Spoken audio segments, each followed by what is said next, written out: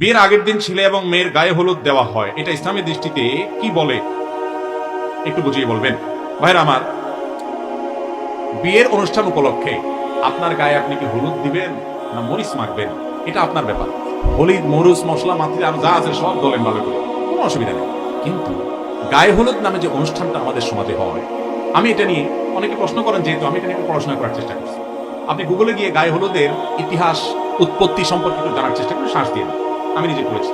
বিশেষ করে আমাদের হিন্দু ভাই বোন যারা আছেন প্রতিবেশী, আমাদের পার্শ্ববর্তী দেশের, আমাদের দেশে হিন্দু ভাই বোন তারা আমাদের প্রতিবেশী, আমাদের সাথে অবস্থান করেন, তাদের অনেকের ধর্মীয় বিশ্বাস অনুযায়ী হিন্দুদের অনেকগুলো ব্লগে গিয়ে আপনি দেখবেন, অনেকগুলো আর্টিকেল পাবেন, অনেকগুলো তাদের ধর্মীয় ওয়েবসাইটে আপনি পাবেন যে বিয়ের শুরুতে দুবলা ঘাস, তারপরে হলুদ, এগুলো কুলায় রেখে বিশেষ কিছু প্রক্রিয়া এগুলো ব্যবহার করলে দাম্পত্য জীবনের সুখী হয়। তাদের বিশ্বাস, তাদের ব্যাপার।